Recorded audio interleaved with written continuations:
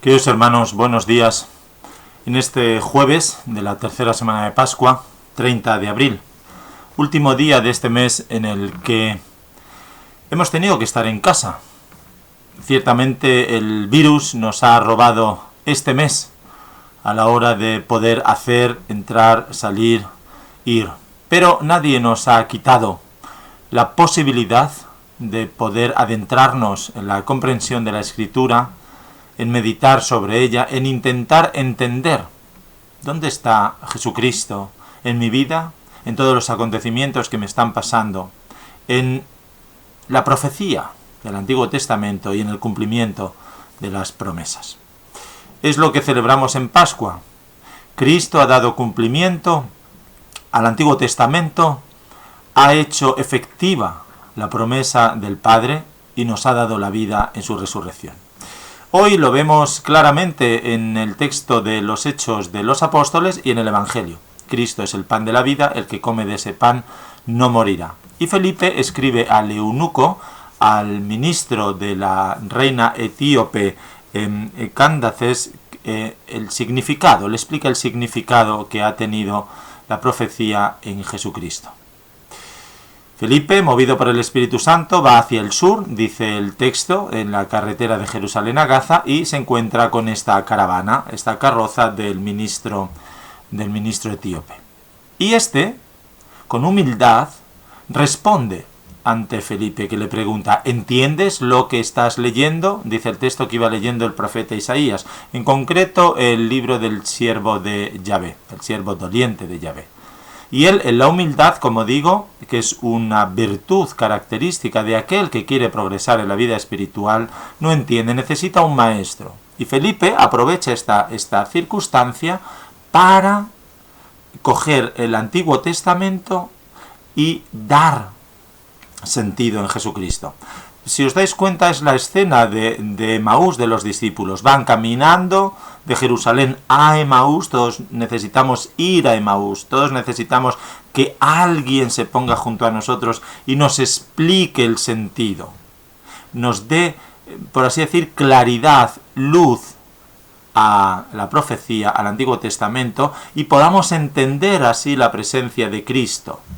No solamente de una manera subjetiva, sino viéndola cumplida en el hecho profético, viendo ahí la presencia de Dios. Entonces vemos cómo el Espíritu Santo se va sirviendo para ir creando la Iglesia, para que la Iglesia avance. Dice que iba tan contento de que se le explicase la Escritura, que al ver agua, el mismo ministro pide el bautismo. Fijaos, el bautismo, la aceptación libre y responsable de la fe en Jesucristo que termina de conocer. Nosotros también hemos hecho esa opción libre y responsable. Le hicieron nuestros padres cuando éramos pequeños, pero hemos crecido.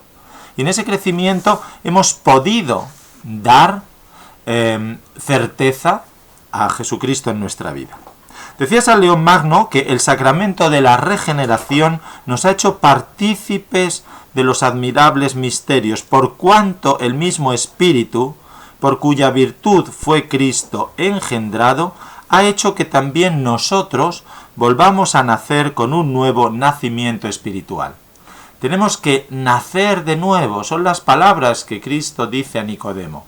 Hay que nacer de nuevo desde el Espíritu, porque los nuevos bautizados son libres, santos, justos, hijos de Dios, dice San Juan Crisóstomo. Son los herederos del cielo, hermanos y coherederos de Cristo, miembros de su cuerpo, templos de Dios e instrumentos del Espíritu Santo.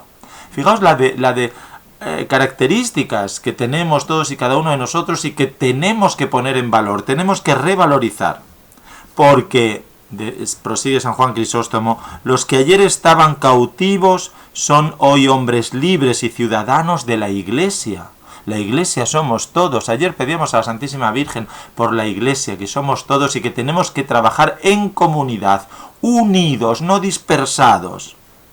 Los que ayer estaban en la vergüenza del pecado se encuentran ahora en la seguridad de la justicia que ha hecho el Hijo de Dios muriendo en la cruz con su sangre.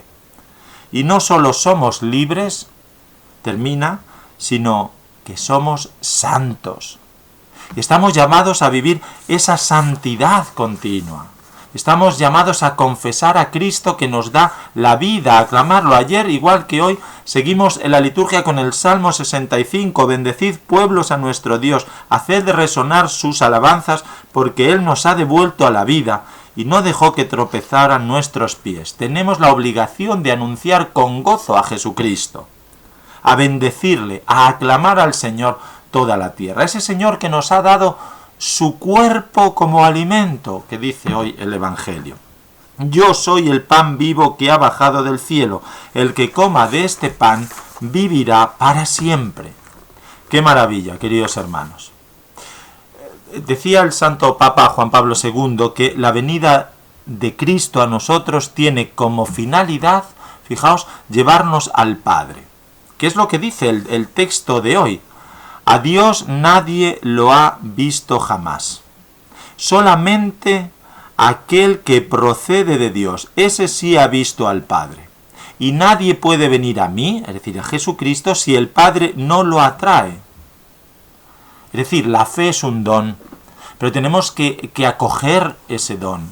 Tenemos que vivificar ese don. Digo que decía Juan Pablo II que el Hijo único que está en el seno del Padre, Él nos ha dado a conocer al Padre. A Felipe se lo dice: Felipe, tanto tiempo conmigo y aún no lo conoces. Es decir, Jesucristo resucitado derrama en nosotros el Espíritu, el perdón, nos da su cuerpo. ¿Para qué? Para que vivamos eternamente. Yo soy el pan vivo que ha bajado del cielo. Dice, vuestros padres comieron y tuvieron hambre otra vez. El que come de mi carne, el que come de este pan, no va a tener hambre jamás y vivirá para siempre, porque su espíritu estará saciado. Son aquellas palabras tan hermosas de Santa Teresa de Jesús, nuestra querida Santa de Ávila. Vivo sin vivir en mí y tan alta vida espero que muero porque no muero. Vivo deseosa o deseoso de encontrarme con el Padre. Cristo camina a nuestro lado. De la misma manera que Felipe caminaba al lado del ministro de Candancés. O Jesucristo caminaba al lado de los discípulos de Maús, pues Él camina a nuestro lado. En nuestra historia personal, se hace uno de nosotros y cumple su promesa, que dice en Mateo 28, «He aquí que yo estoy con vosotros todos los días hasta el fin del mundo».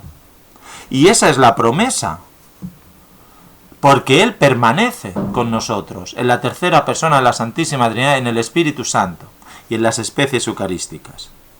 Él nos invita a seguirle personalmente. Nos invita a descubrirle, nos invita a sentir que tenemos que dar ese testimonio coherente de lo que ha sucedido en nuestro bautismo. Ciertamente Cristo está presente, además de la Eucaristía, que es esa fuente de amor, de unidad, de salvación, está presente continuamente en nuestra Iglesia a través de la palabra de Dios, que tiene que resonar en nuestro corazón. Tiene que estar ahí. Y tenemos que ser conscientes de que vive, y que como vive en mí, yo no voy a morir. A pesar de que me ataque el virus, a pesar de que llegue una enfermedad, a pesar de que me persigan, a pesar de que me anulen, a pesar de que... No. Vive Cristo en mí. El que come mi carne y bebe mi sangre tiene vida eterna, y yo lo resucitaré en el último día. Esa es la promesa maravillosa.